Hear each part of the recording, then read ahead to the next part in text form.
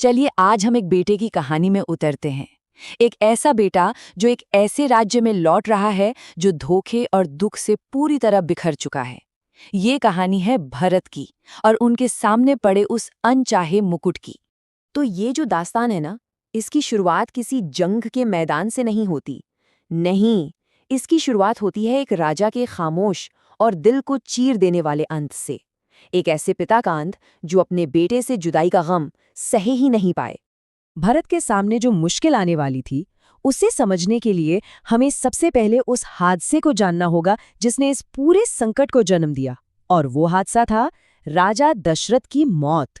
जैसे ही राम, सीता और लक्ष्मण ने अयोध्या छोड़ी, मानो पूरे शहर की जान ही निकल गई।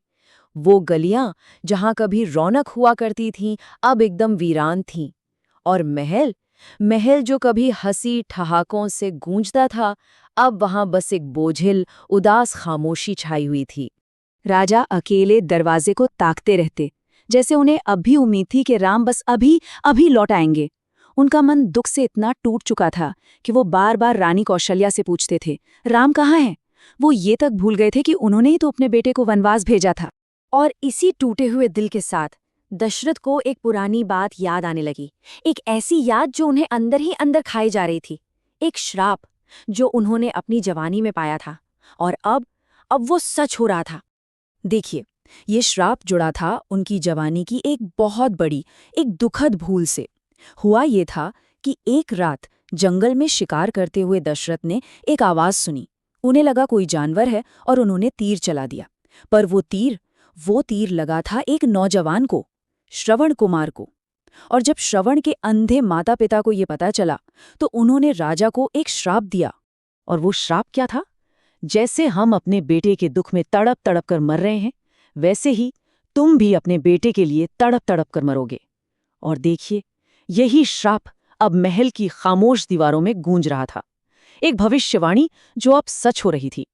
जब दशरथ अपनी आखिरी सांसों में सिर्फ एक ही नाम ले रहे थे, राम राम। और तीसरी रात राजा दशरथ ने हमेशा के लिए अपनी आंखें बंद कर लीं।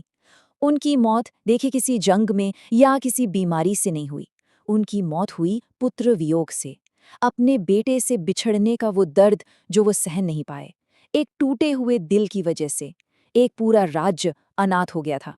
अब देखिए, एक राजा की मौत सिर्फ एक परिवार का दुख नहीं होती, ये एक राजनीतिक संकट भी होता है।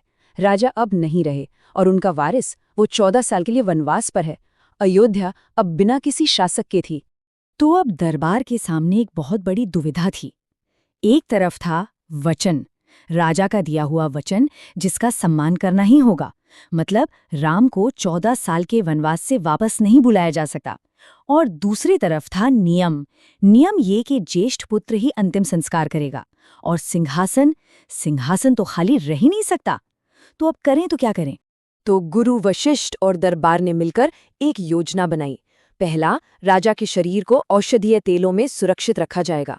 फिर दूतों को फौरन कैकेयी राज्य भेजा जाएगा, भरत और शत्रुघ्न को बुलाने के लिए। लेकिन उन्हें असल वजह नहीं बताई जाएगी। उनसे बस ये कहा जाएगा कि एक खास काम है। राजा की मौत या राम के वनवास के बारे में एक शब्द भी नहीं।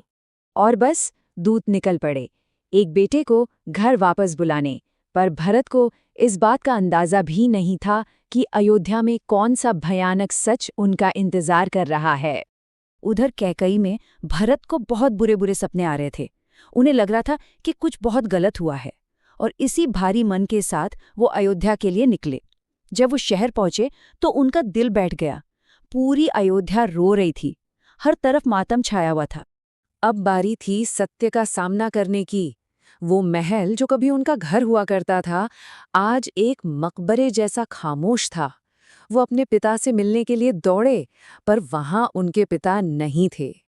और फिर भरत को पूरी कहानी पता चलती है। अपनी ही माँ कैकेयी के वो 2 वरदान, राम का वनवास और उसी दुख में उनके पिता की मौत। सोचिए, एक ही पल में इतना कुछ, सारा सच एक पहाड़ की तरह उन पर आ गिरा। अब सवाल ये था कि एक बेटा जो धर्म के रास्ते पर चलता है, वो क्या करेगा जब उसे पता चलेगा कि उसके पूरे परिवार को बिखेरने वाली उसकी अपनी ही माँ है। भरत का जवाब बिल्कुल साफ था। उन्होंने अपनी माँ से कहा, पिताजी, आपकी वजह से चले गए। राम आपकी वजह से वन में है। आप मेरी माँ नहीं हैं। एक ही झटके में भरत ने न सिर्फ उस सिंहासन को ठुकरा दिया, बल्कि उस माँ से भी अपना रिश्ता तोड़ दिया जिसने धोखे से ये सब हासिल किया था। और यहीं आकर हम एक बहुत बड़े सवाल के सामने खड़े हो जाते हैं। एक सिंहासन जो धोखे से हासिल किया गया है, एक जिम्मेदारी जो वो कभी चाहते ही नहीं थे। अब भरत क्या करेंगे? दुख में डूबे इस राज्य को वो कैसे संभालेंगे? और उस मुकुट का क्या करेंगे जिसे वो खुद ही अधर्म की निशानी मानते हैं? Don't forget to subscribe.